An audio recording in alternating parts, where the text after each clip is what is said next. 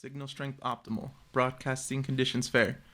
Good to see everyone's made it back into the Beta 1 Outpost, where we discuss all things movies, TV shows, games, anime, comics, and new and exciting emerging technology. I'm your host, Jay Smooth Like Butter. With me is my co-host, the Greek god of thunder himself, Zeus. That's right. Zeus right here. Zeus right here. What's up, ladies and gentlemen? We're pretty excited to come to you right now. We got some good stuff coming to you, as always. Hey.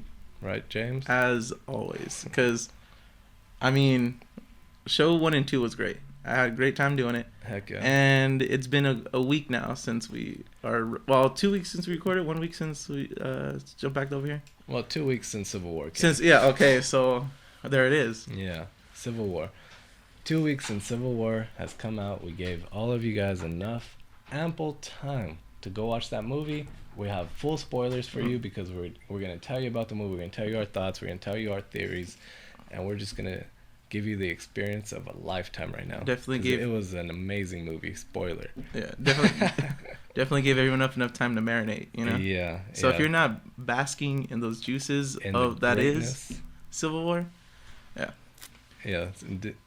I would suggest you watch it this episode a little later if you haven't got to it. So you're just already saying, just hey, go see the movie. Yes, go see the movie. That's what I'm saying. But we're gonna get to why you should go see the movie. Okay, there we go. So let's do it. Let's get into it.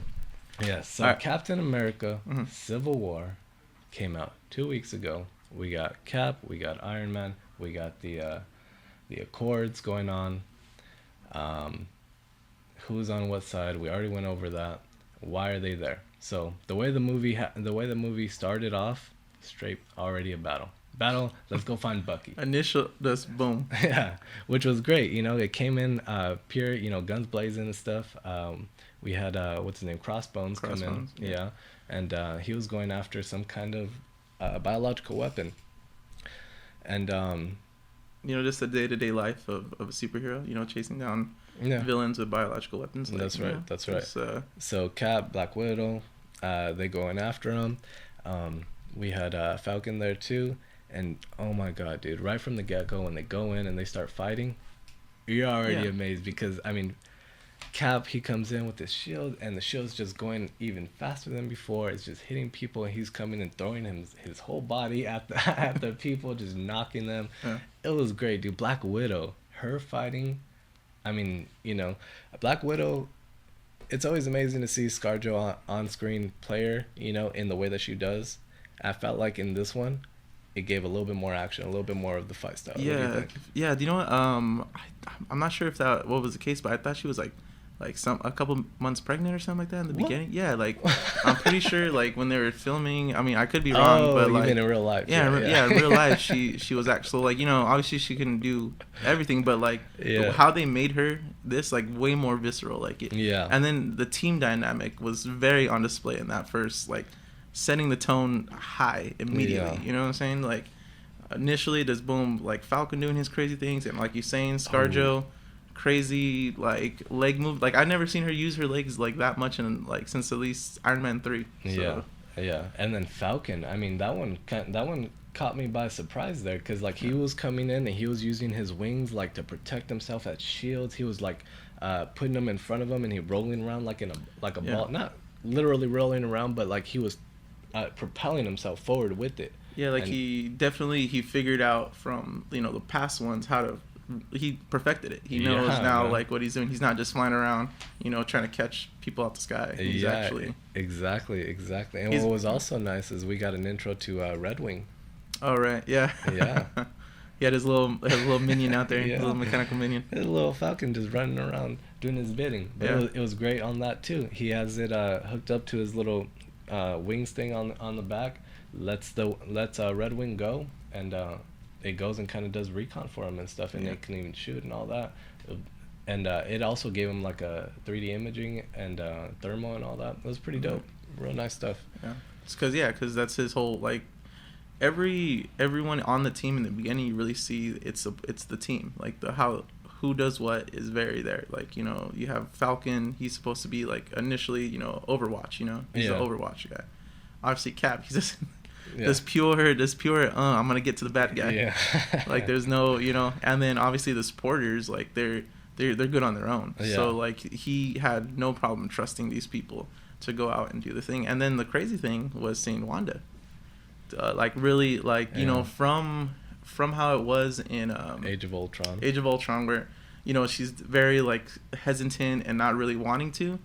She was more willing. You could see, I mean, like even in the beginning, you could see her kind of like more willing to use her powers more. Oh heck yeah, and she has like more control. And then even in that beginning sequence, Cap was like, oh yeah, just like we practiced it, Wanda. Yeah. And he just jumped, and Wanda propelled him through the window, and he went in and kicked butt in there too. Yeah, so her skills definitely got way better from Age of Ultron. Yeah, which we saw they were going basically into training. Right, and then I mean obviously she doesn't have full control yet because she had that little mishap, this little reason for the whole shift change. Which in was the movie. Yes, which was interesting because in our first episode when we discussed what we can possibly expect from Civil War, we discussed on what could be the possibility. Right.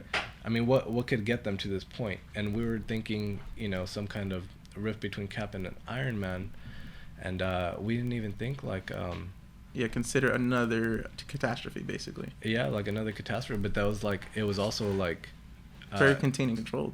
Yeah, Scarlet Witch just couldn't. She couldn't contain it. Like, she had to kill people. She had to. Boom. Crossbones ended up blowing himself up because he wanted to blow up Cap. Scarlet, she contained the blast and lifted him up and had to throw him into a building to be able to save everybody else.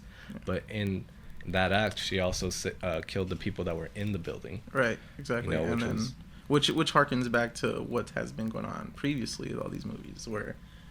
Just collateral damage and then civilian deaths and then so now that's why it's like dude, and she broke down after that, like right when she saw that happen, she went down, broke. Captain America was the same way, and he phoned in, get the ambulance and fire rescue.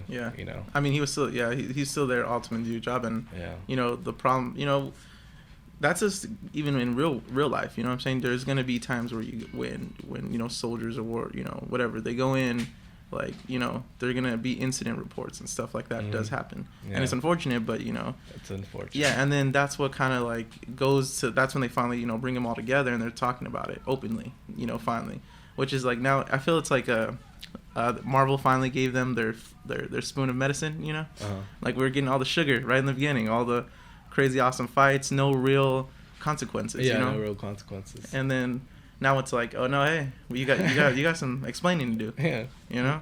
We had this happen in New York. We had this happen in DC. We had this happen in Sokovia.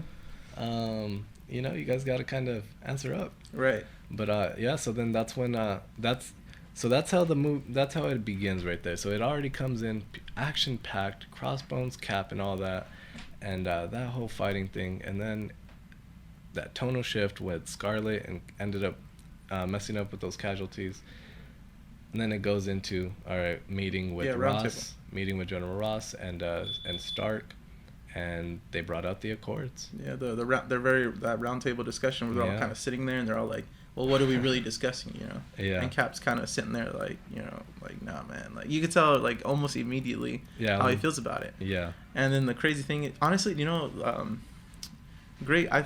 For this movie, every minute, every second of the movie is not wasted. So even when everyone gets confused, like we had the tonal shift, and then Iron Man comes in for the first time, and you're seeing young CG Robert Downey Jr. Yeah, that's and you're like wondering, like you're giving that speech in MIT. Yeah, that's what I'm saying. So he's giving his little TED talk, Yeah. And then it leads into how, and then it goes right into someone like blaming him, like he was trying to do something great. He's like, hey, I approved everybody's freaking projects, go change the world. Yeah, and that dude in that project that he showed. Yeah. In his little speech in that was honestly really impressive. Oh yeah, it's like it's like an immersion therapy. Yeah. Yeah. And it was, So it was helping them. It was helping. He built like some kind of virtual reality device to be able to deal with pain and past memories and trauma and things like that. So he was working on something to pretty much cure PTSD and just anything general that emotional, troubles people, exactly. Emotional stuff. So you could tell that he was kind of doing that for himself as well. You know, he's trying to reconcile because the first Iron Man, he's like hates his dad. You know, what I'm saying? He just is so resentful of his dad, and then like this is the first time you really see that how much he loved his mom. You know. Yeah. So exactly. you could tell he was like getting into those tapping into those emotions for the first time really. And obviously Pepper not being there, he's in a fragile state. Yeah, and that was another thing that went down in that same speech was they tried to give thanks to Pepper or something like that, and he kind of skipped over the name. We didn't know what happened to her at that moment. I thought he said like she was supposed to be there or something. Yeah, she was gonna be there. Yeah. Exactly, and he just go crack eggs. Yeah, but and then it gets it cuts him right in the chest after he does that because it's like. There's a person. Hey, he was a good person. He the Amanda Waller came in or whatever her name is, whatever character she plays in the show or in the movie. But yeah, she comes in and then she's like, this is my son. He's he died, and it's like. Yeah, he was a great student. Yeah. 3.6. He didn't take the time to go. Let me go take spring break over at Cabo or Cancun. Yeah. Let me go for summer, go to Vegas and party it up. Nah, he went to summer vacay to Sokovia to go, build homes for the less fortunate. And then who shows up? Again, Ultron and the Avengers. Ultron and the Avengers, drop a building on him. Yeah. So which is crazy because it it puts him in a state of really like now that he's opening himself up more, he's having to accept these things that have happened, and now it looks like he was trying to right those wrongs, or at least find a new way, because it started in Iron Man 1, where he's like, I'm not gonna make any more war weapons, Mm-hmm. So it goes into that, it really puts you in Tony's mindset, Yeah, it definitely guilt tripped him, and that's what. Definitely got him full on board with the Accords. Yeah. And that's when he came in with General Ross, had the little Knights at the Round Table meeting with everybody. Right. And honestly, he looked a little bit of ashamed of himself. Yeah. Sitting there, he was completely quiet, and General Ross was doing his whole speech thing, saying, bringing up everything, throwing everything in their faces and stuff, and making them feel bad. Yeah. Hey, look at this. But what I also liked is that he also said that although they are completely grateful for what the Avengers have been doing for them, there is a lot of collateral damage as well, mm-hmm. and people need to be held accountable. Right, and then it's funny. They can't be free spirits anymore. Yeah, I know. It's not Scarlet Witch, Black Widow. She kind of even ribs him a bit when he's like, the usual talkative Tony Stark. Yeah. Dead silent. Very quiet. Yeah, and then that's when you really see what one side is singing, what the other side is singing. You see Cap really like saying no, like I'm not gonna, like how we discussed in the first episode, where he's like, no, I'm not gonna, red tape myself. Like if someone needs saving, I'm gonna go save that person. Yeah. I'm not gonna stop what I do because it's not. And then he tells him like it's not in my nature. He's like, oh, I wish I could stop. He's like, no, you don't. You don't wish you could stop. Yeah. And it is true. He doesn't want to stop. He wants to continue on to do what's right. What's right, which is very admirable. Like I don't know, Cap plays a pretty honorable man. It was a good portrayal of Captain America. Yeah, definitely. A very honest. Evans nailed it. Yeah, and that's why Stan Lee loves him. But Captain, he definitely wasn't okay with the Accords. He said, what if they want us to go somewhere and we're not okay with it, mm-hmm. And what if we need to go somewhere and they don't want to let us go? They're just really trying to restrict us, and they're going to end up telling us what to do, And to him, it was more like he even said it, like a quote from the movie is that, although we're not perfect, our hands are still the safest hands for this to be in, right? Because people in the government, people in the UN, all these, people are people. They like all Shield. Have their Shield agenda. was Hydra. Yeah. People have their agendas, and that was the point that he was making, was that people have their agendas and agendas change, mm-hmm. and so what if they do send them like who was our enemy yesterday is now our friend today, or vice versa, exactly, something like that. So whereas they're over here trying to save people and help people because people need to be saved and people need to be helped. It's not about country or creed. It's about the general public and their safety. Yeah. So then we got these two polar opposite views. One saying we need to be held accountable and in check. The other saying, I'll never relent that my freedom for for something like that. Yeah, he was like for someone's cause that's not honorable or not this unintentional. Yeah. So yes, so it puts the rest of the team, the rest of the Avengers, in a position to take sides. Yes, to take sides. People are taking sides now. Yeah. And so every character finds himself on a different end. Obviously, we saw, who chose what side. Best friend is going to go with Cap. Best friend's going to go with Iron Man. Mm-hmm. They all, they got Rhodes and Black Widow went over there. Yeah, surprisingly. Vision. And then Panther ended up... He was kind of on his own agenda, but we'll get to him. Yeah. So I mean, they all had their reasoning for it, and then just like even the whole point of like putting Wanda in like confinement, So obviously she's already feeling that pressure, you know what I'm saying? Yeah. Well, at first she didn't even know. She was just like at home chilling, and Vision was like, "Hey, I'm gonna go to the store," and he's like, "No, you're not." Yeah. But so right after the whole courts thing, and they all kind of take their sides. Cap ends up leaving because he gets that that sad text that Peggy Carter Peggy passed it on. Yeah. And so he had to go take a minute.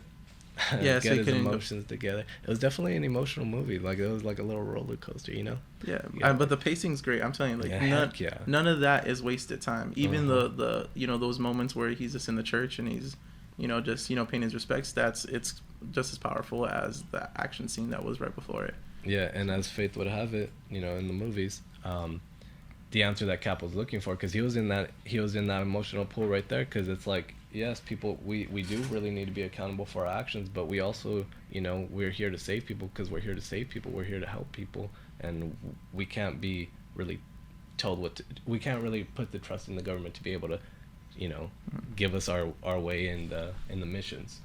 So he got his little message from Sharon Carter as she's giving her little speech to Peggy Carter, which was surprising as well, because the speech that Sharon Carter gave were the words that Captain America spoke to Spider-Man in the Civil War comic book, right? Which was like, I don't really know the whole speech because it was kind of long, but it was very inspirational. Go ahead, recite it for me right now. Yeah, right. I wish.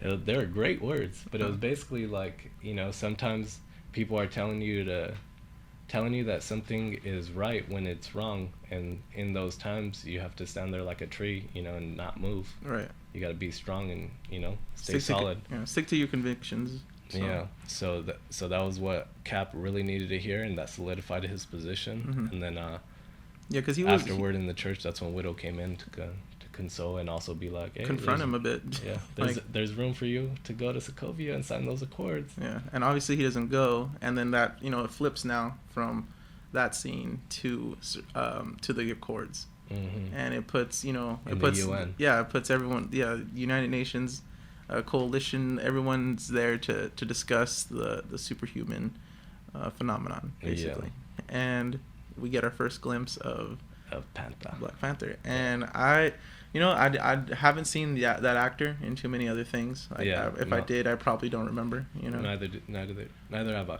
Yeah. So, but man, did he really? I feel like he nailed that part so well. Like, it's you want to see certain people in it, and then an actor like this comes along and just like completely like changes your perception. Like I wasn't a fan of Black Panther. Like again, like Marvel knows so well like how to get you to believe in this character, or like a character you wouldn't normally think you want to see. Like Doctor Strange, for an example. Like I didn't know I wanted a Doctor Strange movie until I saw the trailer. So seeing Black Panther and this actor handle the character, it was just great, because it comes in and he's just already like he's just trying to back his dad. Yeah, he's very honorable and traditional man. From Wakanda, and and you really get the that feeling from him, that, like you said, the actor did a really great job, and I really felt and believed he was T'Challa. Prince. Yeah, Prince T'Challa, the warrior Black Panther. Yeah. And so, just to continue on that whole UN scene, you know, some sadness rolled in right there too. There was a bombing there, bombed the whole place up. Chaka, the king, Wakanda, T'Challa's dad, ends up, in the crossfires, and he passes too, and dies in his son's arm. Yeah, and T'Challa goes over it. He can't even. It was nice. The scene was nice because like they they quieted everything because the explosion, so you kind of get the sense of of where he's at. Like he can't even. He's over here screaming and stuff. He can't really hear, all you hear is the ringing. Right. So that's probably all he's getting too.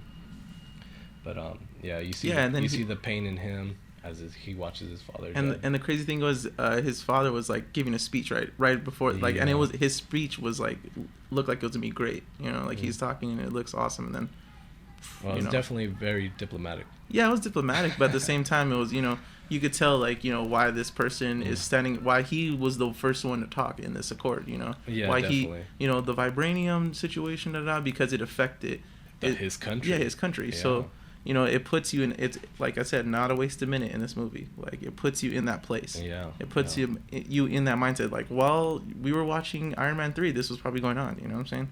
Like, so it Marvel, really builds that universe.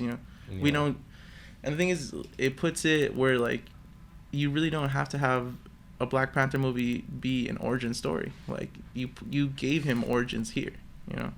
Like we don't need to have it come out where back him training or something like that. Yeah, exactly. So. That's what I found to be a good way that Marvel did it as well. Like like you said, we don't really need an origin story from him. We just know that he's already pretty much the mantle of Black Panther. But Black Panther, as he explains it, is like it's a warrior. Mm-hmm. It's a warrior, and it's passed down, right. And he was the next one to take that mantle. Yeah. And then as his father died, now he was the next one to take the mantle of king too. Yeah. How's it go? I know you know it. What? How he says it and stuff. Yeah, but yeah. So I'll do that quote. Okay. In a little bit when we get to that part. All right. Because we gotta build up to that one. But yeah, so I mean, it intros him very well, Definitely. And then it jumps right into them starting to find, and then the whole thing is like when they almost immediately they start blaming Bucky. Like, well, yeah, because they found footage of somebody that looked like Bucky. Well, it literally did look like Bucky, walking away from the thing. All you see is somebody, with Scorpion style. All you see is his eyes, really, and the long hair. Mm-hmm. But he looks, obviously that's a Winter Soldier. Yeah. So boom, Bucky. So now they're after him, and now the whole world is after him. You know, as now it's public enemy number one. Yeah, it's public enemy number one. So then that's when it goes to Bucky, and Bucky's just chilling, buying some fruit. So, and like then, what? Yeah, and sees in the paper like this just guy, happened. Yeah, this guy recognizes him and then starts running, and he's like, "What the heck?" Yeah. So he goes over there, looks at the paper and sees that he's a wanted man, and then that's when he goes back home and sees Cap. Cap is there, and so is Wilson. Yeah, well, yeah, because they start tracking him. Yeah, they tracked him after that. Yeah, and it was like, so did everybody else, Yeah, and then like 5 minutes to talk. the person who probably got the least screen time in that whole situation was our villain. Was it Zemo?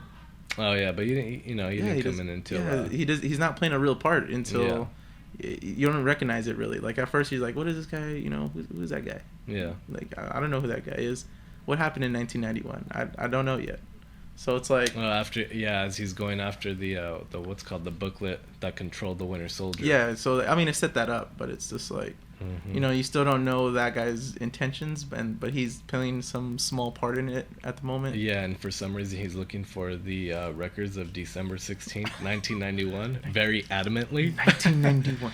Yeah, he goes and finds this Russian that has the book, and casually finds his way in there.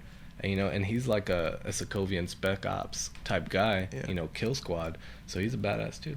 Yeah. And he captures that Russian, ties him up to the pipe, and his head is like in the water. He's about to water, not even waterboarding, just like some crazy version of Chinese water torture or something. I don't know. Yeah, I don't know what it was, but it was basically like a time limit. He's upside down, and his head is within the sink. So when it starts submerging, obviously this guy's gonna drown. Yeah. So boom, that's when he starts hitting him. What do you want? December 16th, 1991 record. Yeah, and then like as you're watching it, I'm just wondering like, okay, like what the heck is that? I was like, something's happening here for sure. I'm gonna get to it. I know. Yeah. But it's cool. I mean, it really does do the integrate because obviously later on it goes into a bigger reveal and it's just fantastic. Yeah, because it was like it was very small, and it didn't take away from the feeling of what you get knowing when you go into Civil War is that superheroes are pinned against each other. Yeah. So right now Zemo is doing his little background talk stuff, getting his Winter Soldier manual, and then they're still trying to get Bucky. Yeah, and then they go after Bucky because now the UN thinks it's him. So now the whole America's on foot chasing. I'd like put it this way: my favorite chase scenes are Jason Bourne. You know what I'm saying? They're just fantastic. Yeah, parkour everywhere. Parkour, boom, boom, boom. Parkour. They're car chasing. Like, who knew that freaking Civil War was gonna blow it out the water here as well? Heck yeah, dude! And they were running like 50 miles per hour. Yeah, 60, dude. I don't know. Passing cars. Yeah. Like cars were just little, were people on bikes. Yeah. And like I'm talking like bikes like Schwinn beach cruisers. That's what it looked like. And these guys were cars just. But yeah, so obviously they had to fight their way out, and yeah, I think it's even cool when you finally see Bucky for the first time. Like, I mean, not like when he's in his little hidey hole apartment. Yeah. And he's just like he tells him, he's like, oh no, they have shoot to kill orders, and he's like, that's a good strategy. Yeah. And then you quickly find out why. Yeah. Because he's a badass. Yeah, it's crazy. The way they fight is so reminiscent of how BVS put Batman's fight scenes. It was just like visceral, in your face, just straight punching you, and it makes it just that more believable, and then they all have their own specific style. So as you see, like the Winter Soldier, like blocking with his metal arm, mm-hmm. and then Cap kind of flinging it in and blocking with the shield. It's like they're able to put it in like that kind of way. Yeah, it was very impressive seeing with the Winter Soldier in action, because he really, like, you don't see him he has a metal arm, that's all you see. Like, Cap has a shield, Falcon has his wings and his little gadgets, Iron Man has his suit, everybody has their thing. Winter Soldier has his, metal arm, but you really see the, he's almost really a super soldier as well. Yeah, he's capable of using it in a good manner. Yeah, and then he was blocking those bullets with just his palm. Yeah, with his forearm and stuff, battling it out and stuff. Or it's like when he jumps down the stairs and he like pulls down the rails. Oh yeah, he pulls down the rails. Yeah, and then immediately after they get out the building, you see Black Panther, who just pops out of nowhere and starts doing like these crazy like cat kicks, and like the claws come out, and he's using different maneuvers and fighting, even when he's like. When the chase continues and he's like scaling down the building, and they all have their version of how they scale down the building. So you have like freaking Black Panther just kind of like jumping, hopping, doing crazy stunts, and then all Panther style. Yeah, and then you have Cap, does his little dodge roll into the floor, and then just boom, take off, and now they're in the streets. And then obviously as they're running down, like they're not as fast as cars, but they're definitely close. So obviously, Cap had to jump on that car and commandeer a car. Yeah, which was funny because Bucky was leading the way, trying to run away from Black Panther, because Black Panther, you killed my dad, I'm trying to kill you. Yeah. Oh yeah, he's out for revenge. Yeah, he's straight vengeance, and you see it in his eyes. But anyways, so this is like a 3-man little race right now. They're after the Winter Soldier, and then so Cap jumps in the car. And then it was funny because Black Panther realized it and just hitched a ride with him. It was like, well, I know where you're going, so I'm gonna hitch with you. I can't shake him. Yeah, exactly. Hawkeye's like, I'm on the way. But yeah, so it gets to that point, and obviously they capture him, and then now it actually puts these characters in the role of villain, because now you have them, locked. You have the Winter Soldier locked up. Cap kind of rolls into it, saying like, what the heck, and then. They give him they give Cap his first chance. Like, we get it, you're his friend. But it's like, where he's at and where you're at, completely different situations. Mm-hmm. So they have him, locked in for the first time. And then that's when he found that book, and he was ready to reactivate the Winter Soldier, you know, and yeah. So they go in, and they're obviously, that's when War Machine captures them and tells Captain America, "Congratulations, you're a fugitive." Yeah, now. you're a fugitive now. Yeah. Yeah, and they're all locked up and stuff, and Winter Soldier, he's there waiting to be psychotherapied, and it was crazy because it was like, oh, we didn't, we weren't always the fugitives. No, exactly. We weren't always the fugitives. Now look at us. Yeah, and then it's actually mentioned later too when I think when they have all of them locked up and they're like, yeah, But so Iron Man approaches Cap again, saying like, hey, we can take care of the Winter Soldier, and we could take all these little allegations off of you, all policeman style. Mm-hmm. We give you a deal right here. We'll give you the, we'll take the Winter Soldier, and we'll take care of him, and you guys, all you have to do is sign, and we'll take care of you. You're no longer a fugitive. Yeah, and he gives that special pen, and he's just like... Yeah, and Cap is like... No. Actually, he was going for it at first. Yeah. He was going with it, and he was like, you know what? If we're going to do this, then, there has to be some kind of guidelines to it as well, to be able to allow us to work by the means that we need to as well, And Iron Man was like, yeah, we could always, re-ratify them and, add that in later, but let's just go with the signing right now. And that's when, like... I don't remember what it was, but Cap changed his mind right there. Yeah. It flips on it again, and then that's when he starts to realize... Well, I mean, because at that point, he's red truck, freaking fire hydrant, and, like, he starts the reprogramming, and he's like, oh, what the hell? And then, and then it shuts down, the basically lights go out. Oh, yeah, and, Zemo and his little plan, his little evil plan. Yeah. And then we see that, he wants to reprogram Bucky at this point. Yeah, that's when he takes his moment of opportunity, since nobody's able to listen or see. Mm-hmm. Boom, let me reprogram Bucky and send him out on a send him going out wild, rage mode, and he went rage mode, dude. He like just boom, boom, the little containment shell that he was in. As Zemo was saying his little words to him, he was just like, stop, boom, boom, and then he broke out of it and he was ready to comply. Yeah, hey, this affects the brainwashing, Yeah, so. The effects of brainwashing, it sucks, because he, as a person, he was ready to quit. He's quitting all that. Yeah, he doesn't. He doesn't want to do any of it and stuff like that. But like he lives it, and he knows that he did it all, but it was all brainwashed. Yeah, it sucks.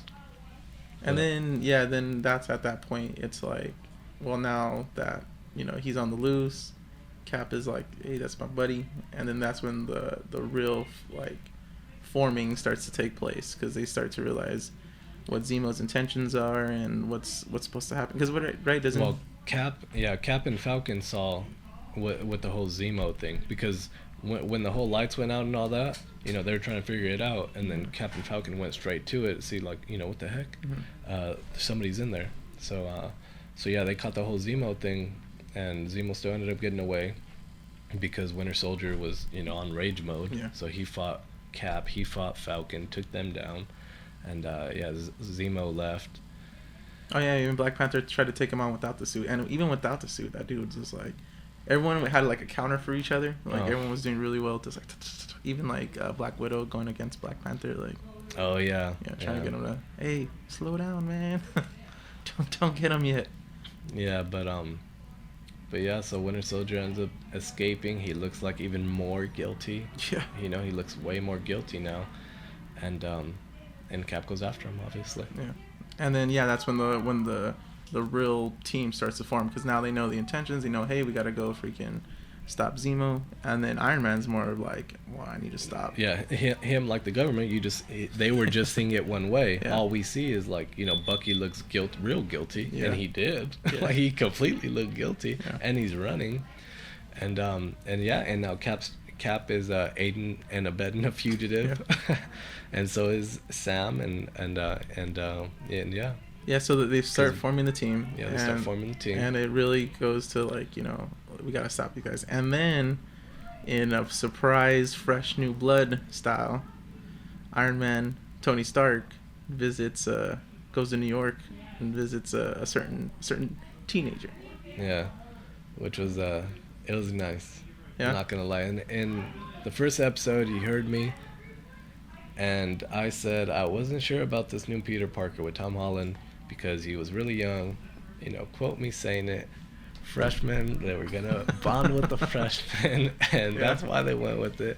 But honestly, after seeing it in action, you know, no hating whatsoever, because Tom Holland did an amazing job. I felt like that's what was needed. It was needed for like a younger character, you know, a younger actor to be able to play the Spider-Man that we needed. Yeah, I think my favorite thing was seeing Marissa Tomei, you know, like having for the first time, which was quite new to see. Yeah, so you see Spider-Man or Peter Parker for the first time trying to like get through a conversation with Tony Stark, and he has him in his room. Hey, let me see your suit. It's you, right? He shows him little YouTube videos, and he's like, yeah, that's you, right? Yeah, that's you, right? What? No, what the heck? Yeah. No, I mean, those are just YouTube videos, right? They just edit those, you know, they just make those right online. And it was like, yeah, it was hilarious. The best part too, like he has like an Apple II computer in his like room and stuff. Like so old school. Yeah, so just like he's like, yeah, I make videos right here or something, or like he does his stuff. Yeah, he was like, what is that? Did you get that from the Salvation Army or something? Yeah. The junkyard. Oh, you're a dumpster kid. Yeah. But yeah, and then obviously he quickly gets to his poorly made suit and says, "Hey man, I think it's time for an upgrade." Yeah. And the thing is, like, it really, like the kid's portrayal. I know, like, it was John Bernthal and him, like they did a scenes together. I heard to give himself credit to make their character. So he was playing the Punisher. He was actually acting as Peter Parker. So and then it helped them kind of get their parts. So I didn't know that until recently. Oh, interesting. Yeah. So so John Bernthal helped us get Spider-Man. Well, thank you, John Bernthal, for one, Punisher. Yeah. Two, Spider-Man, Tom Holland. Yeah, that's great. That's great.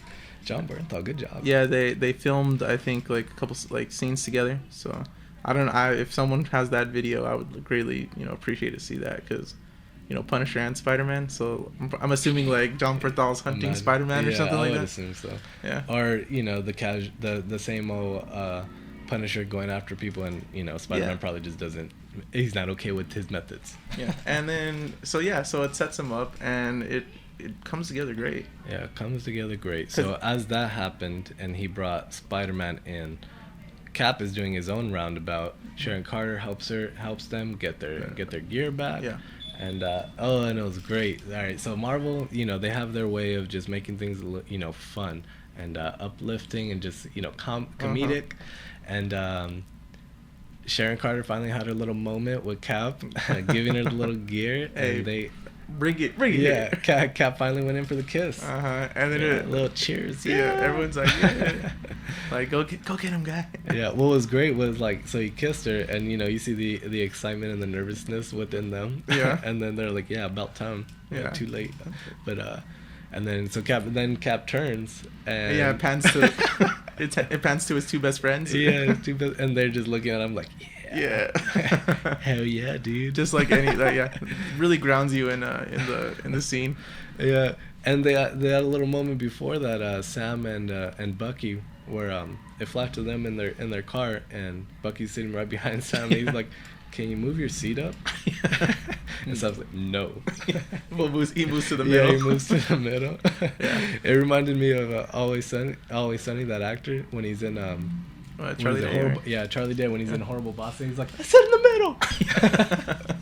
Yeah. Yeah, it was great. Yeah, I mean, and see, that's only a testament to how Marvel does things. Like, you're getting this awesome, great movie, and then you're getting like that, playful side. Yeah. And Spider-Man really brings the playful, man, because he comes in, and when you finally see, because right after that we get into the big airport fight scene, right? Mm-hmm. Oh, so, what we saw Ant-Man come in. So, Sam. Paul Rudd, the most likable actor ever, / great. Yeah, it's Kunu. Yeah, Kunu. Exactly, man. Paul Rudd, I love the guy. Yeah, I love the guy, and he's like, and he comes in all Paul Rudd style. Like they open up the van, and this guy is just laying there like he's napping, and he gets woken up by the loud slam of the door. He's like, "Oh dang, what the heck?" And he walks out and he's like, "Oh my God, Captain America! It's such a pleasure to meet you. I'm shaking your hand too long, but you know, it was great." And he was like, "Yeah, I know you too." Yeah, to Wanda. Yeah, to Wanda. But it was great little playfulness from Ant-Man, Paul Rudd, and man, it just came together. They picked the funnest characters to pick. Ensemble Imagine if they brought in Daredevil, like Yeah. trying to he'd be a little stuff. serious. Yeah, he'd be like, "Come on, let's." Yeah, just we like, need to save Hell's Kitchen. Yeah, it's like bringing in Punisher, because I mean Punisher was a part of the original Civil War storyline, and I mean imagine if they brought in John Malkovich. I have no problem with that. Yeah, I would have no problem with that either, but please do. Marvel. Well, let's hope so with that. You know, Infinity Wars. You know, I'm just bring them all in. Bring them all in. Yeah, put them all in. If you guys need more money, I don't know, ask somebody else. Yeah. go fund me or something. Yeah, go put it on Kickstarter and we'll all fund it. We'll put in $5 each. Yeah. So then it leads finally into the big fight scene at the airport. Obviously, Hawkeye. Yeah. So Hawkeye when he went to go break Wanda out. Oh yeah. So we didn't get into that. Yeah, I didn't. Distracted Vision and stuff. Yeah. So the whole point of her just like obviously they're assembling the teams. Yeah. To get to that point. And so obviously Wanda's tired of being cooped up, ready to get out. Yeah. Go see the world. Hawkeye comes in perfect timing, and we get a glimpse of Hawkeye too with his fighting, and honestly, throughout the whole Avengers and me seeing Hawkeye, I mean we saw. I loved him in the first Avengers. You know, we saw him just all out, just arrow, beautiful shots and cool fighting and stuff. But this one, because when you first see him in Thor, it's kind of like and then Age of Ultron, he was more like he was on the old man side. Like he was retiring. He seemed like he was like a 60-year-old retiring from the NYPD or something. You know, I'm getting too old for this. Yeah, I'm getting too old for this. My family needs me. Yeah, but here he's a guy who can't sit still. Yeah, exactly. It was nice because he gave a little thing later on in the movie to Stark, saying because Stark told him, "Oh, you couldn't stay retired for too long there, huh?" And then or you couldn't stick with golf. He's like, "Well, I shot it." He was like, "I went and did 18 holes, shot 18, just can't seem to miss." That was nice because, like, dude, you really don't miss. Yeah, imagine like playing golf like that, just holding one every time. I know, right? Just him and Kim Jong-il, the only people who can make do 18 holes and not miss. Yeah. So and we got that little glimpse too as he was distracting Vision until Wanda finally came to her senses. That is a powerful scene, man. Like for everything else that was going on. That scene where she's kind of like really like tapping into her full power and putting down the Vision, like, oh god, yes. She sent him like to hell or something. Yeah, that's what it seemed like. Like liquefied him almost. Yeah. And then pushed him down like, I don't know, like 80 stories down to the ground. And then they had to make their exit real quick because I mean, Vision is Vision. He's not like that's not going to take him down for too long. Yeah, exactly. Like when Hawkeye stopped him, he kind of like electrocuted him for a bit. And it was just like a slight distraction to get up out of here. Yeah. And Wanda was like, "Oh, I don't know, I caused too much trouble already." Yeah. Because they're blaming her for the whole he's like Sokovia and Crossbones thing. And Hawkeye, just like their first interaction in Age of Ultron, when he was like, "You're either gonna be here in this house or you're gonna come out here and help. But you gotta decide. If you're gonna stay out here, I'm going out there." You know. And then this one is the same thing. It was like, "We're going. Hey, so you're either gonna stay put or we're gonna go kick some ass. So let's go." Yeah. And our friends need us. Yeah. Our friends need us. So yeah, boom. Obviously the electrocution didn't hold Vision very long. Hell no. And then that's when Hawkeye comes in, starts trying to fight him and stuff, and he held no. There was no contest. Yeah. Vision was over here. Well, yeah, because he's like a universe like character. Yeah. He's like those ones that. He has a freaking power gem in his head. And yeah, he can shoot the little side beam at you. He can freaking manipulate you with his hands and stuff. He can, make himself phase out. He can phase out and stuff. So that's what it was. So Hawkeye, which was great, he made his crossbow into a regular like staff and started fighting them. Yeah. And none of his hits were landing because he was phasing. Yeah. And he was like, you can't beat me, right? Yeah. And then he held him. I was like, you can't beat me, right? And then he was like, I know, but she can. Yeah. And it was just a whole like, That's what I'm let's saying. wait for Wanda So to wake up. that really puts the Scarlet Witch's powers to like, that was full display right there. I feel that was just no holding back when she decided to send him to hell or Yeah, to put him in the core of the earth or which she didn't enjoy that, but she did what she had to do. Yeah, because she likes it. Obviously the Vision has like a thing for her, it seems yes like. Yeah, so that's what we saw right there with their interaction and stuff. And even in that beginning of that scene, he's cooking her like some kind of Sokovian dinner and stuff, like, so he's over here trying to spit game. Vision's over here trying to spit game at Wanda, which was interesting because obviously he's artificial intelligence, you know. But so he has a weak spot for Wanda. Yeah, he used to be Jarvis. I mean, that. So. And then so they escape. That's when the whole team gets together, and here we go. Yeah. So finally. Yeah. Big airport fight scene. Team against team. Team Iron Man. Team Cap. And it's great. Their beginning fight. Yeah, they kind of like walk up. They're just like, like it's gonna be no holds barred right here for a second. They just they do the the stare down. At each other. Oh yeah, when they stare down. The stare down. Yeah, and then they start the run off. Yeah. And it was like, and they kept running, and Spider-Man's like, they're not stopping. Yeah. Neither were we. Yeah. And they went boom fight, and you just saw the greatest fight scene that you will ever see. Honestly, to me, greatest fight scene that I saw. Yeah. Revenge of the Sith. Oh yeah. Obi-Wan and Anakin, but I mean, this was so amazing. You saw Cap against Iron Man, and you saw their different fight styles going at it. Him with his optic blast Cyclops. Yeah. Him with his little side beam type deal, and Cap would just straight up, boom, boom, boom, box style.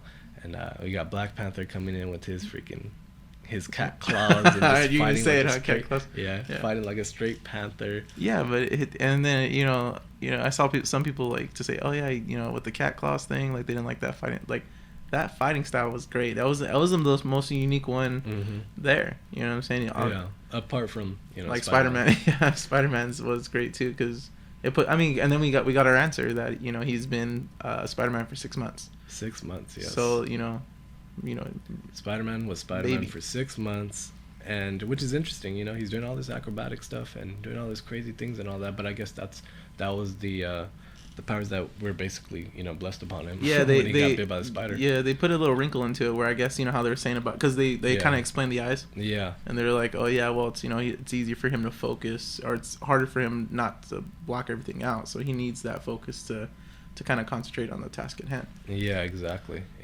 So the powers that he was given right away, just that enabled him to be all acrobatic and doing all those things and stuff. So that was pretty nice. Definitely and then you see him. He does the little "Thou shalt not pass," and he hits him. He blocks the Winter Soldier's metal arm, and with his own strength. Yeah, with his own strength. Yeah. So like I think that's where you really see it. Like which character is stronger than which.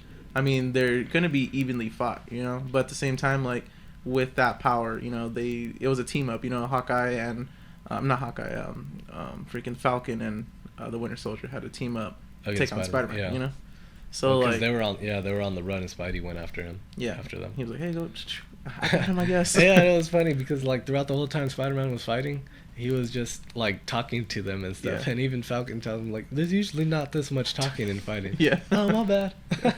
Yeah, it was great. It's and it lends to the character perfectly, and it even like just the actor in general. That's why Tom Holland did a great job. Like that, and again, I take it back, but I guess that really was what was needed, was a younger actor to be able to portray the Peter Parker that we know and love. The one that is lackadaisical and that is whimsy and that makes those little jokes as he's fighting and stuff because he's just pretty much that good. Right. So then and they're causing a lot of damage. Obviously no one's around. Yeah, they're at the airport, so it don't matter. Or it's just like this is the displays of power in general. Like everyone had their little moment in that scene. Obviously Ant-Man, he decides to yeah, they needed a big distraction. They definitely got one. They got one. Yeah, he definitely got one. He goes into giant mode. Yeah, he goes into giant man, and which was nice to see that too, because obviously when he goes into Ant-Man, all small, he's very quick, very agile, the powers very are affected. yes, his powers were affected. So then when he went gigantic, again it was affected, and he was moving really slow. He was really powerful but really slow. Right. So I mean, because I guess to them, like, things are, I don't know what the physics or the science behind that, but obviously I guess the bigger you are, the slower you go. Yeah.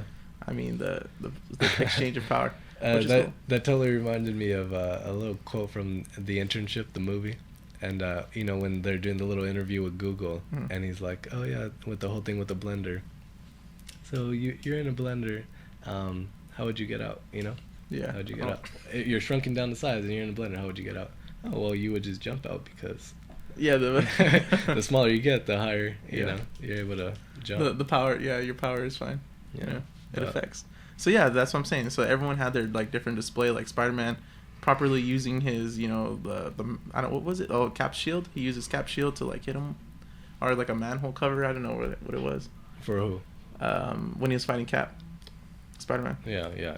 So he used the two webs and then like try to like get him caught. Yeah, Tony told me to go for your legs. Yeah. He also told me you would say that he doesn't understand what he's fighting. And it's kind of cool because obviously the fact that they're both from New York comes into it. Because Cap finally like nails him. Yeah. He comes back and like just boom, and then he drops some kind of like building on him. And Spidey is just, holding it Atlas style, holding up the world. Yeah. And he's like, "You got heart, kid. Where you from?" Yeah. Queens. He's like, I'm from Brooklyn. Yeah. So fellow New Yorkers there. Yeah, fellow New Yorkers there. It was great. Bonding over it. I mean, see, that's what I'm saying. And they're holding each other's punches. Yeah, exactly. The whole point of it is that I think even is it Hawkeye who mentions it, or it's Scarlet Witch catches Hawkeye, because Hawkeye is fighting Black Widow, and they get into a little hold, and he's like, and Black Widow's like, no, she's like, oh, are we still gonna be friends after this?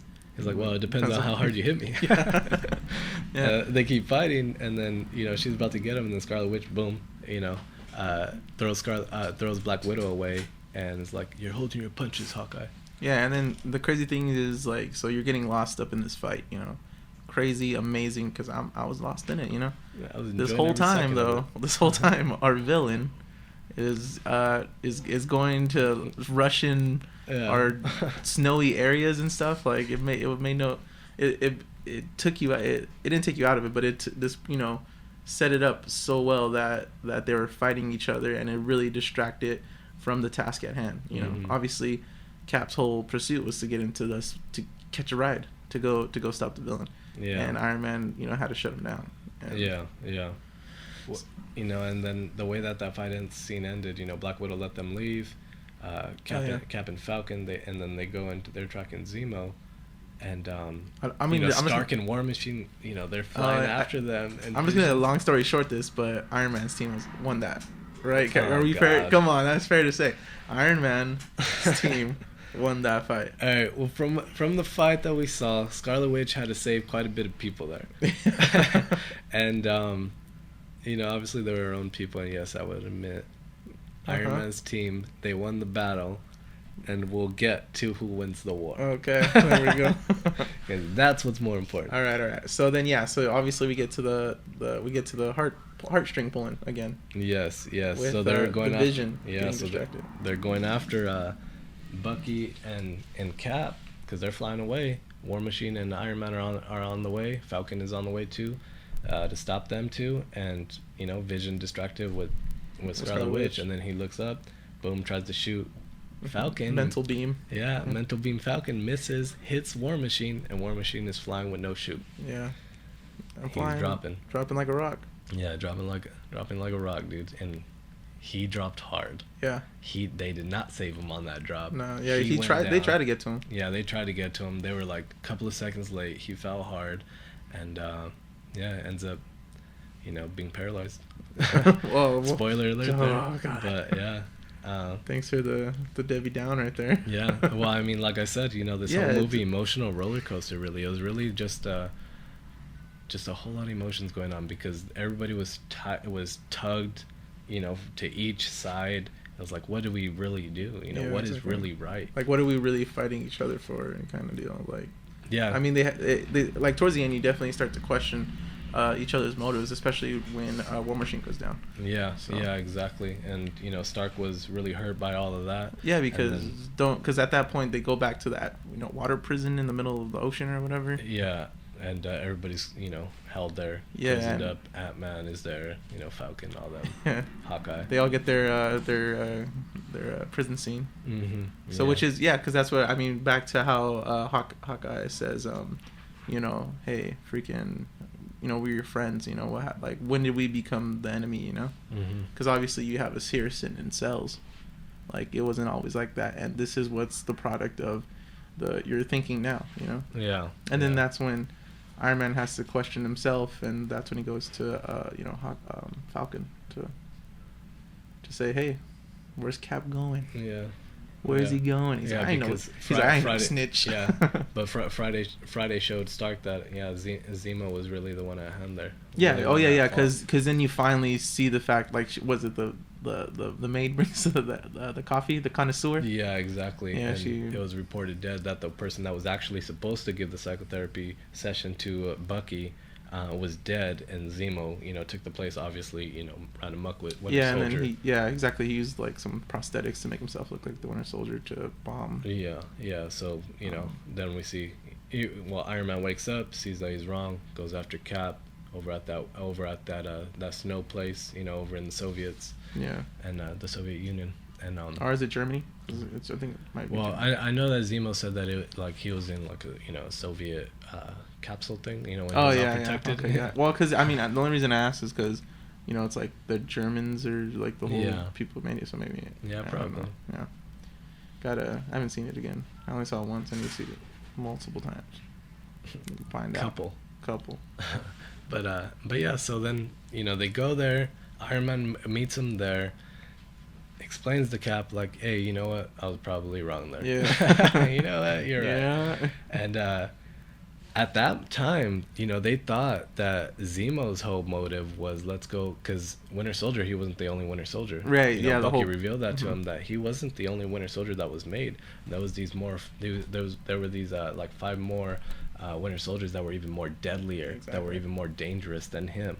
So they're going after Zemo in the snow place, thinking that this is what they're about to fight. And they get there, and they see them with gunshots in their head. Yes, sunken chest wounds. And headshots. Yeah, and Zemo's over there behind his doing his metal thing. door. Yeah, exactly. Behind his unpenetrable bunker, just waiting to lay it on them, and show him the big plan. Bring down the Empire. And he did. Yeah, I'm not gonna spoil that. Go ahead. All right. So he tells them, obviously he's trying to bring down an empire, and then he shows them a little computer screen pops up, shows them a video, and it's the footage, December 16th, 1991. Okay. And it was a car crash. Winter Soldier comes, kills 2 people, takes those things to go make those other Winter Soldiers, for them. Yeah. We find out who those 2 people are now. And they were, spoiler, Stark's parents, of course. And then this is just talk about like just this is where the bringing emotion. like so it's crazy because you go back at the beginning of the movie and he's trying to deal with the issues of his parents and like get that kind of release and relief from that. You come to the end of the movie and now what you thought you were comfortable with or thought we're trying to come to terms with, you find out it's completely different and it's completely earth-shattering. This is like, this right here breaks you, you know what I'm saying? Yeah. And that was Zemo's whole motif, whole deal. He was trying to break up the Avengers. Yeah, his whole thing was an empire can be rebuilt if an enemy takes them down, but it can't be rebuilt if it falls within. Yeah. And that's what he was going for. And showing that video right there, that's when the empire fell within right there, because Iron Man went into full emotional rage mode because he saw his father die, which he cared obviously a lot about, but he was, you know, angry with, resented. Yeah. But he saw his mother die, and that's what really did it right there. Yeah. And then he turns the cap and is like, yeah, did questioning you know him. about Yes. The immediate questions come right after that, and he's just like, "Did Tears you know?" in the eyes and just the rage you see it. And then like the Winter Soldier's kind of just like, yeah. I think I should go. Yeah, like I'm gonna go over here. Yeah, I'm pretty exits this way. Exit stage left. Yeah. And yeah, it turns Iron Man into the full on emotional red-eyed rage. Yeah, and Cap is like, you know, it wasn't him. It was like, yeah, that it was Bucky. Bucky, but it wasn't Bucky because he was brainwashed, and you know, Bucky didn't have no control over him, and it really does suck because, I mean, honestly, think about it. You have no control because, like, for 5-10 years, I mean, think about it, 365 days a year. Yeah. For 10 of those, you know, 10 sets of 365 days, right?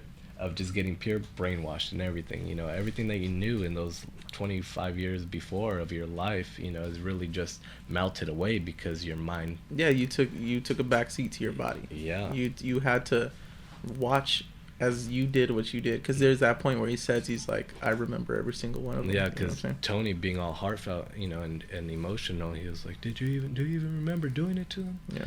And he was like, I remember every one of them. Mm-hmm. So, you know, which again, yeah, so imagine being the type of person Bucky is, you know, mm-hmm. completely the best friend, you know, and like completely on board with Cap, and he was like, you know, he was a soldier, you know, he was a and he was a badass soldier. Yeah. I mean, I don't know if people forgot that, but James Buchanan Barnes, you know, before he became the Winter Soldier, he was a badass soldier. Right. I mean, so yeah, so then it gets you to a point where, like, you being an honorable person have to do dishonorable things, and you're not even in control of that. Like, yeah, damn. Exactly. And it's like, and how do you be accountable for this? You know, like, how you had no control, but it's like somebody has to be blamed for it. Yeah, and you obviously he's there taking that, you know, like, yes, it was me, you know, and obviously that's when the kid gloves come off. We're not seeing the big, you know, airport fun fight. Yeah, we're seeing no holds barred. No, yeah, we're seeing no holding back right yeah. here.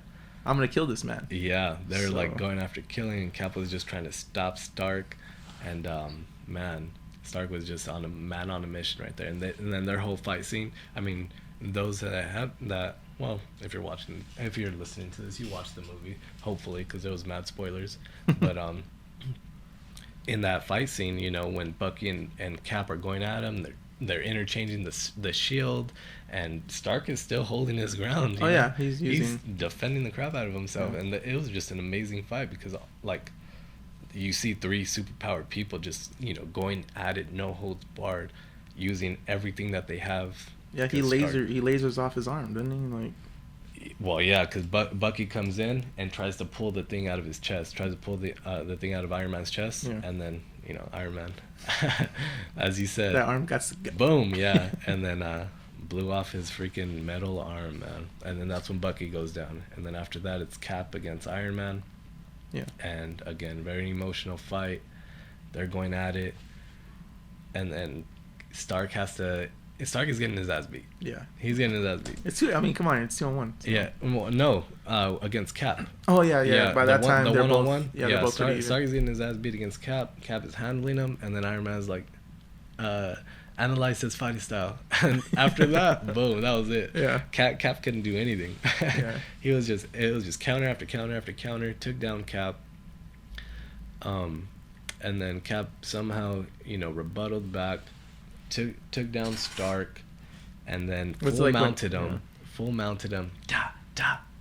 Just went at him to even beat off the helmet, got the shield, and then drove it into the chest. Yeah, drove it into the chest. Into his heart, man. Yeah, drove it into his heart, and that's where that's it right there. That's where Zemo's plan was completed. Exactly, and then with that, I think that just completes that man as a villain. Like, to bring down he knew, like, there's that point when he's sitting on the cliffside and he's like, I knew I couldn't stop the Avengers. I couldn't beat Iron Man. Yeah, I can't beat people that are more powerful than me. Yeah, he couldn't do that. But what he could do was this, and that is to freaking get into their mind. Kill each other. Yeah, get them to kill each other. Exactly. That's what his plan. And you know, when I think, like, right after people were saying, like, oh, you know, he wasn't a very good villain. I was like, what are you talking about? That's the perfect type of villain. A villain, the unassuming guy, the guy who has no powers, who has nothing. Like that's what makes Batman great. Yeah. So having a villain flip side that and be this and just be a person, like yeah, because amazing. At that ending sequence, when all that happened and Iron Man is down because obviously his suit ain't working anymore. Cap just took it down, and they all kind of walk away, all mad at each other. It goes to Zemo. What's he say? That's my father's shield. Oh yeah, he's telling him to drop his shield. You can't take that shield. My father made it. And he just drops it. Yeah. And leaves. And then it goes to Zemo, and Panther goes up to him, and it's like, I almost killed the wrong guy. Yeah, it was you, because he finally saw. Blinded by vengeance. Yeah. Yeah, he was blinded by vengeance. He saw that Zemo was really the one at fault there, and not Bucky. And then we see what Zemo really is, And his whole motives was that when he was living in Sokovia, when all that whole Age of Ultron thing went down, and he thought him and his family were in safe hands because they were miles away from the fight. But then, the whole ground lifted up, and then when it came back down, he said, it took him 2 days to find his dead family. Right, and so that's even just comes back to it. He's a product of the Avengers, Mm-hmm. He was created from the collateral damage. Right, so you created that villain. Yeah. And then that's why it kind of like really brought it full circle right there at the end with him, and it closed out because you finally see like, oh hey man, like this is what happens when we are unchecked, Yeah. And then but at the same time this is what happens when we are put on in a restricted state. Yeah, exactly. Because the whole movie, Ross, Stark, all of them, they were all geared at one motive. Yeah, blame Bucky, Mm-hmm. And Cap saw the bigger picture. When they were trying to psychotherapy him, he saw that there was something wrong with that doctor. Yeah. And he found out Zemo, and then with the whole big old fight scene between everybody, he was trying to get away so they can go after Zemo. There was a bigger picture type deal there. And then obviously eventually Iron Man admitted that he was wrong and saw the bigger picture, but then but it's that's what exactly made Zemo a great villain. Yeah. I agree with you on that. Disagree with everybody else. Well, good thing to see out of Ant-Man. Now that we're hopefully all the branch friends Iron Man Cap again. But yeah, so yeah, where do you think he ranks then in like the Marvel universe wise? Like, we've seen obviously you got Loki, you had the elf guy, the dark elf. Oh yeah. Even the Guardians of the Galaxy stuff, the freaking was it Chris Pine? No, Ranner, Chris Pine. Or the Ronan. Yeah, and Ronan. Yeah, I mean like villain wise. Villain wise with Zemo. Because and then you had the Red Skull. So you got some. It's really just like on different spectrums because Zemo was more of like a psychological villain, whereas Red Skull was just Hitler status. That's Hitler with the red head. Yeah, with the red face. Yeah, red face Hitler. And then I mean Loki. He was kind of the conniving. He just undermined the Avengers. And he was a pull for power type deal. Yeah, and he's almost like Joker about it, like he just does it just because, really. Yeah, it's basically like he's trying to undermine him. Basically. Yeah, undermine Thor. But so with this Civil War movie, I definitely love the crap out of it. I would love to watch it many times. I enjoyed every second of it, and I remember when it ended right there, and everybody parted ways and stuff. It actually ended with Stark getting a package. Yeah, the olive branch. Yeah, and Stan Lee making his cameo. Finally made his cameo. Yeah. Delivered the package. The crazy thing is, like, throughout the whole movie, I forgot that, he used to make his cameo. I was like, why wasn't Stan Lee in it? Yeah, I wasn't thinking it at all. And then and then we see his face. I was like, oh, and it was nice. He really old. Thank you, Stan Lee, for doing it. The great. Yeah, but so it ends with him delivering a package from Cap to Stark saying, I'm always going to be there for you. I'm always going to be your friend. And if you ever need to call us for help, we're going to be here. And if you ever need to call me, I will always be there. The best part, it's like a burner phone. Yeah, it's like the 90s. Phone. Yeah, exactly. Yeah. So that's how it ended, where, they were kind of separate. But obviously Cap, the honorable good man that he is, he reached out still.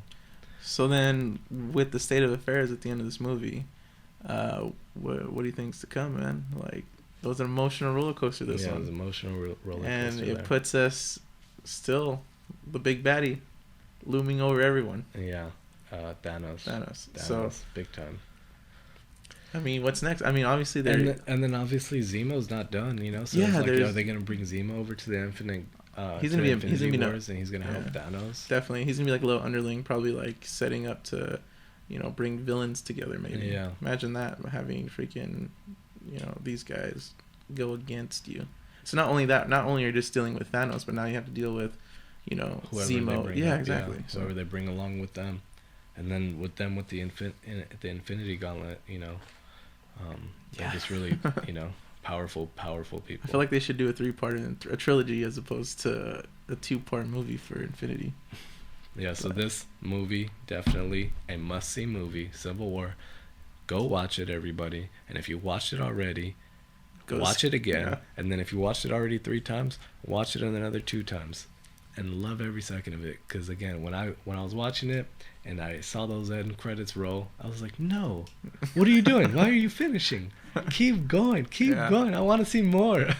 Why? Don't stop. Yeah. But I was so satisfied with it too. Oh, Like I was so satisfied with it, but I also just did not want it to end. Yeah, because then and when you finally do get your your secret endings, as Marvel's known for, you know, it's obviously lights up Spider-Man's little what bat signal, spider signal. Yeah. And then it gives them but if you look, I try to pay attention to see what, you know, what's beyond that, and it looked like, you know, there was other options on that little watch. Yeah, it was some kind of like augmented watch where, you know, it was like his own little bat signel. Yeah, but it looked like it displayed files or something. Yeah, like you can just display files and go through it and stuff. So who knows? Maybe that's his little Avengers entrance right there. Yeah, like it's called to, you know, once you see that go up, man, that means we need you to assemble. You know? Yeah, Avengers assemble. And then the scene, the other secret scene was Bucky voluntarily deciding to go cryo. Oh yeah,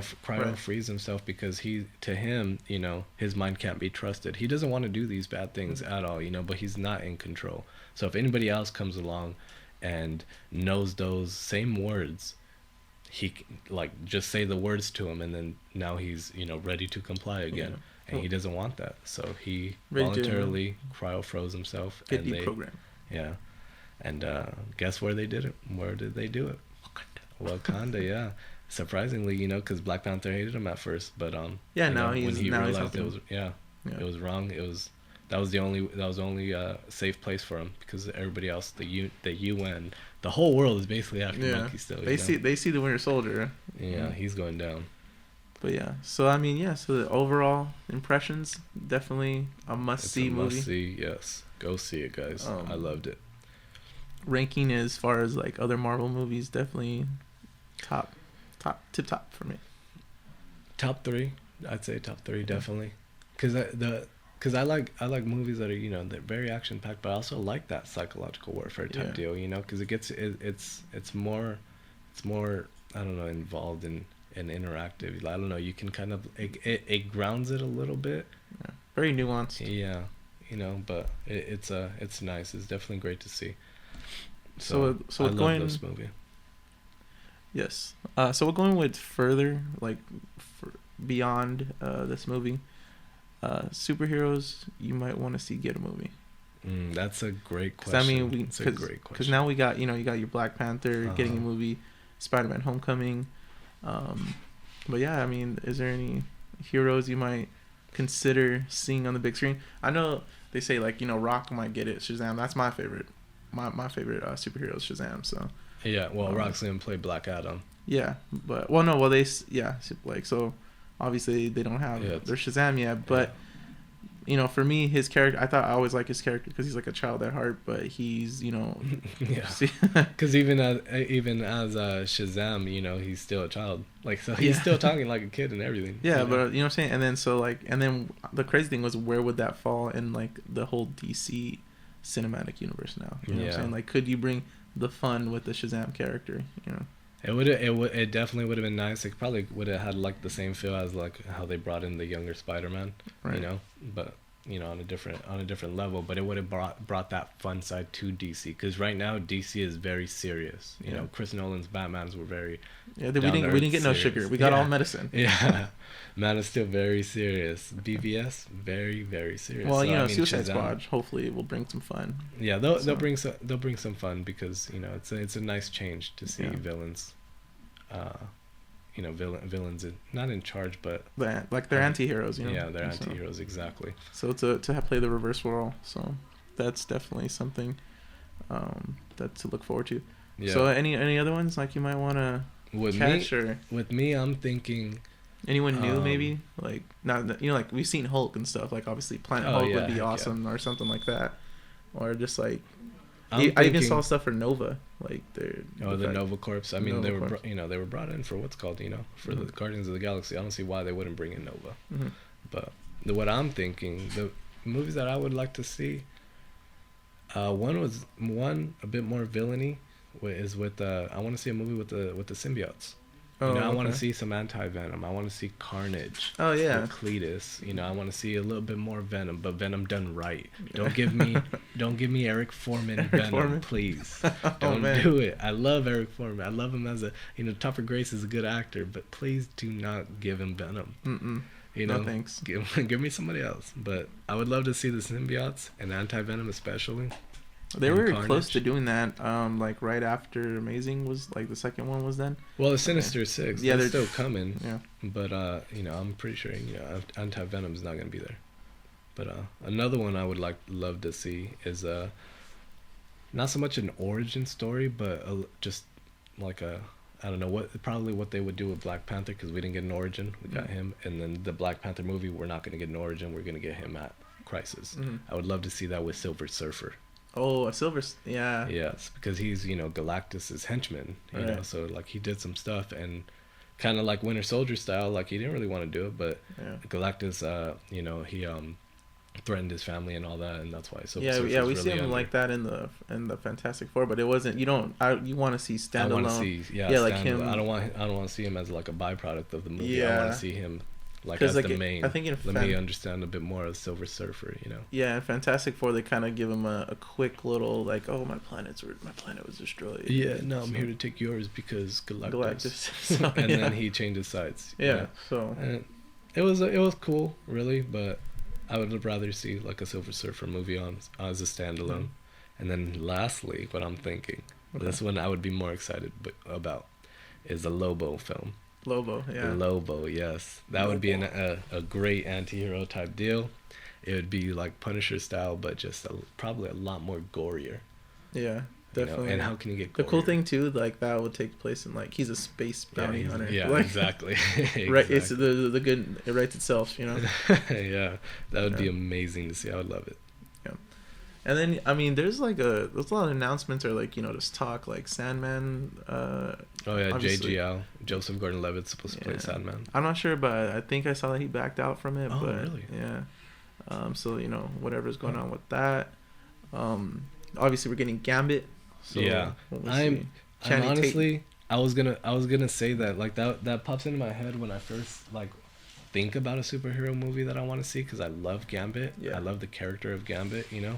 Suave, just he's a dude that rolls around with the staff, and he has this kinetic energy, and he's smooth and spits mad game from the south and whatnot. Spits mad game from the south. He gambles and he gets Rogue, the gem. Yeah.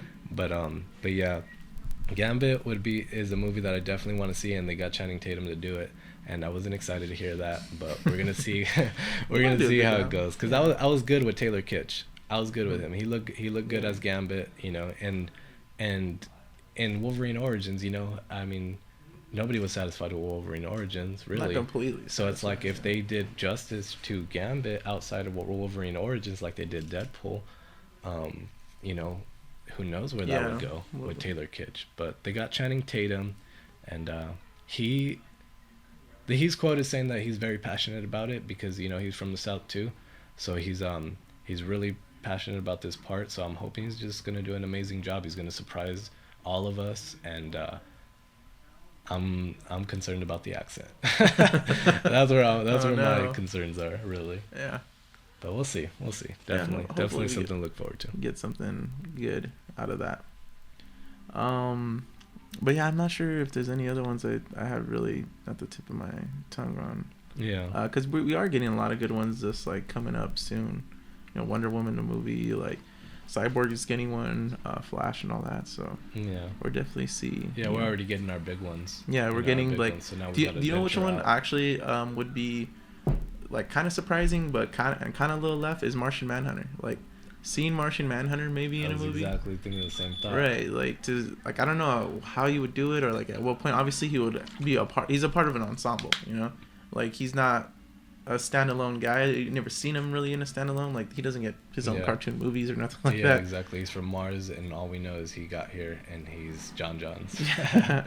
So yeah, but at the same time, it's like the typical fish out of water story, So, and it's kind of reminiscent of Superman, but I think how it would be more to the extent, like you're gonna see someone who truly does not look like everyone else, but can adapt to be everyone else, but chooses to to when he fights, he has the green going on. Yeah. So. Yeah, that would be interesting to see. I think to be successful with that film, they would have to really be more into the whole Martian side.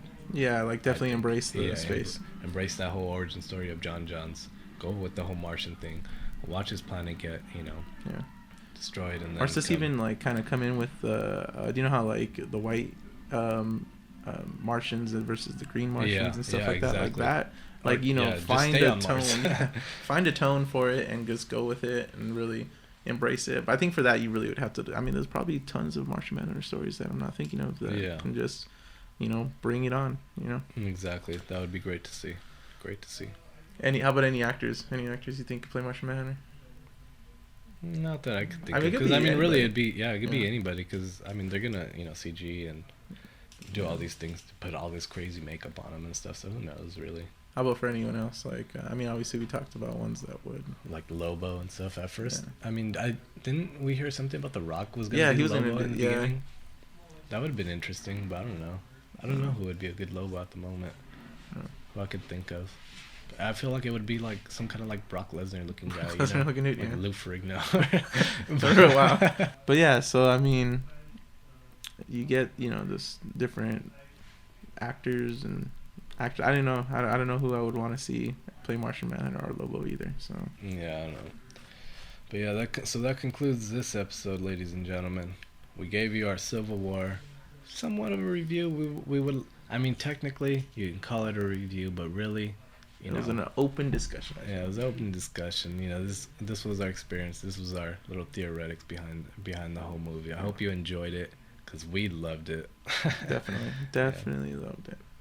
And yeah, so just feel free to enjoy it with us, because I definitely enjoyed it. I know Armando over here just ate it up.